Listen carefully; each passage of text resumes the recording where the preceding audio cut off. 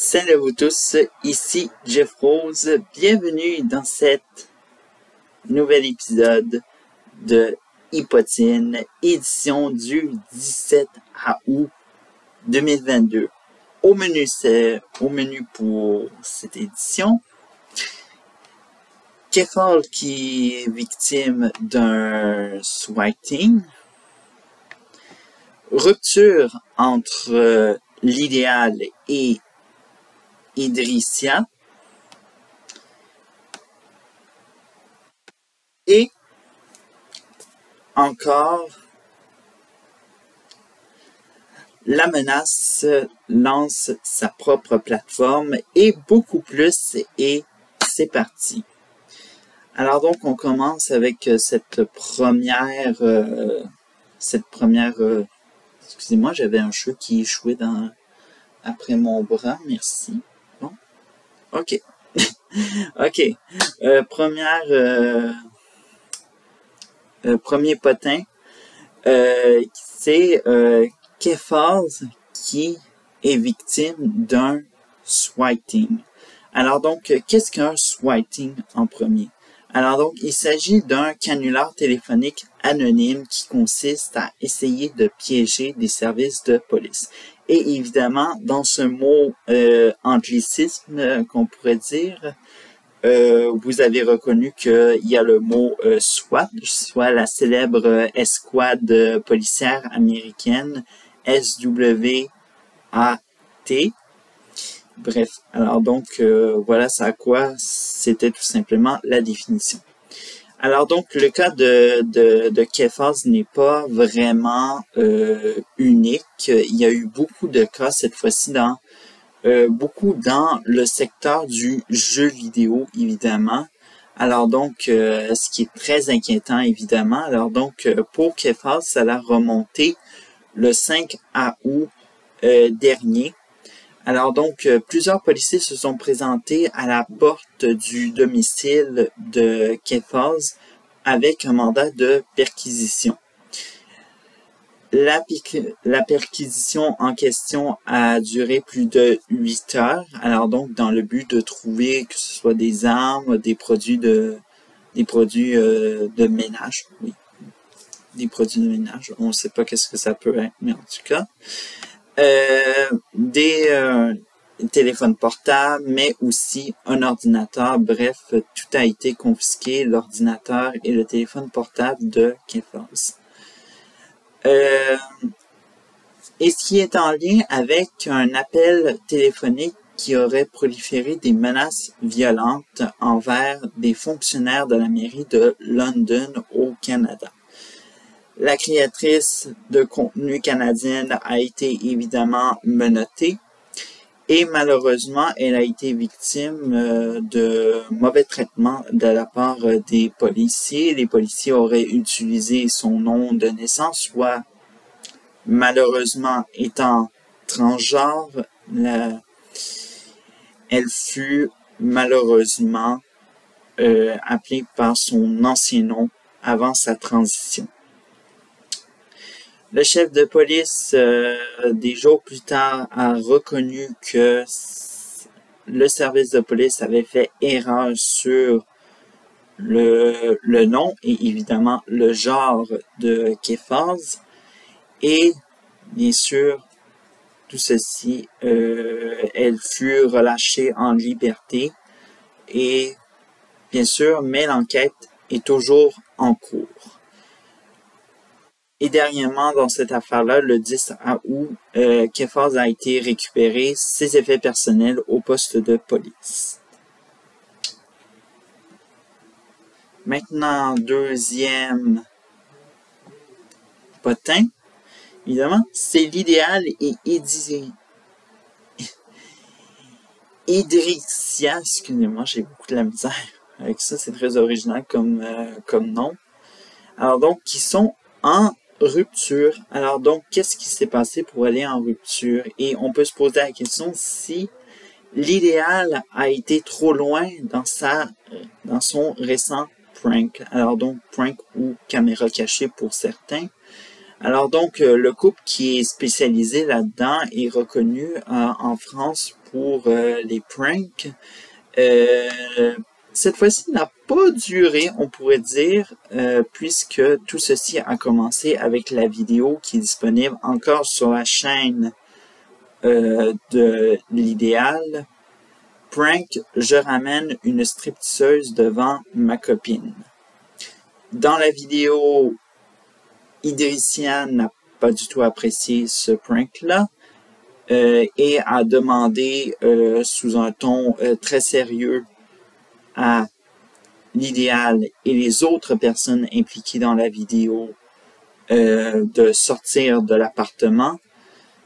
Évidemment, plusieurs personnes ont soupçonné que la colère d'Idrissia était arrangée de toutes pièces, mais au final, non, puisque le couple, soit l'idéal et Idrissia, ont décidé totalement de clarifier la situation, chacun de leur côté respectivement. Bref, alors donc, c'est disponible également leur vidéo sur, tout dépend de la plateforme où ils ont publié. Maintenant, bon, on sent que c'était un peu la période des créateurs de contenu spécialisés en prank, parce que, bon, on va parler d'un deuxième créateur qui a été, qui a fait qui a fait beaucoup jaser, c'est La Menace qui lance sa propre plateforme. Alors donc, oui, une plateforme comme qu'on pourrait avoir l'équivalent de Disney+, ou encore, évidemment, Netflix ou ces autres, ça, mais pour son contenu. Alors donc, il faut savoir que La Menace est un créateur de contenu en France qui est connu pour ses pranks style hardcore. Juste pour vous dire 3 exemples de titres de vidéos. Débarquement de coke sur la plage. Faire tomber 1 kilo d'herbe devant les policiers, ce qui lui a valu l'arrestation par de vrais policiers. Et pour finir, trafic d'armes dans un motel, et ce qui lui a valu pour faire face à la brigade anti-criminalité. Alors donc, la plateforme qui se nomme La Menace Uncensored, excusez-moi si je l'ai massacré, le mot en anglais, les prix varient entre 4,90 € à 24,90 €. Alors donc, évidemment, si cette création de plateforme soulève beaucoup de questions, eh bien, La Menace dit que c'est pour contourner facilement la démonétisation par YouTube, parce que, évidemment, avec les exemples que je vous ai faits, c'est pas vraiment le genre de contenu que YouTube voudrait promouvoir sur sa chaîne. Bref, donc c'est tout. Également, on va y aller avec les potins qui ont retenu aussi l'attention. Alors donc, Lisandre Nadeau aurait eu une relation avec Kevin Lapierre et tout ça. Bon, ça n'a pas fait grand bruit auparavant, mais évidemment, c'est Kevin Lapierre qui a ressorti cette information-là. Alors donc, Kevin Lapierre, ex-candidat d'Occupation Double et Big Brother Célébrité, a été invité au balado Prends un break. Alors donc, dans ceci, Kevin Lapierre aurait abordé une relation avec l'influenceuse Lisandre Nadeau, dans laquelle il aurait eu une courte relation avec Nadeau lors de Big Brother Célébrité. Suite à ces propos qui ont été hautement médiatisés, évidemment, Lisandre Nadeau a clarifié que ces propos étaient tout simplement mensongers. Maintenant, potin suivant. Alors donc, Chris Negrowski, homophobe. Alors donc, évidemment, ça faisait très longtemps qu'on n'avait pas entendu parler de ce créateur de contenu qui semble un peu provocateur et aussi polémique, mais cette fois-ci, il a bien choisi son sujet pour faire parler de lui. Alors donc, depuis quelques jours, le créateur de contenu canadien est accusé d'homophobie. En effet, sur TikTok, il aurait sorti une vidéo dans laquelle il s'est dit opposé aux scènes homosexuelles dans le divertissement pour enfants. Et on peut faire par exemple le lien avec ce qui s'est passé avec Carmine, le créateur suisse. Mais bref, mais pour le cas de Negrowski, c'était quelque chose qui a été jugé beaucoup trop loin pour la plateforme TikTok. Alors donc, son compte a été tout simplement banni de TikTok, tout simplement. Bref, en même temps, autre chose qui a fait une autre goutte qui a fait déborder le vase, c'est qu'il aurait dit qu'il voudrait être gay et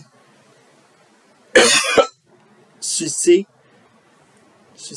Brendan McCain. Alors donc, Brendan McCain, qui est un autre créateur de contenu canadien, celui-ci s'est exprimé via ses stories Instagram et aurait dit qu'il condamnait les propos de Chris Negrowski.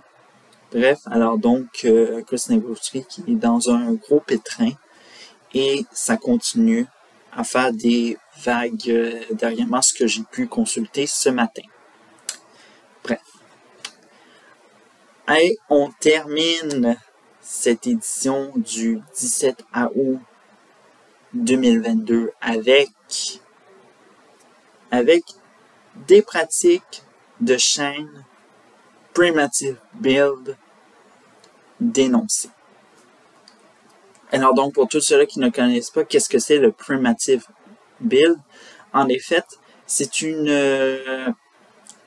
sont des chaînes qui sont spécialisées pour, par exemple, construire avec ce qu'on peut trouver dans la nature. Par exemple, du bois, des feuilles, bref, etc.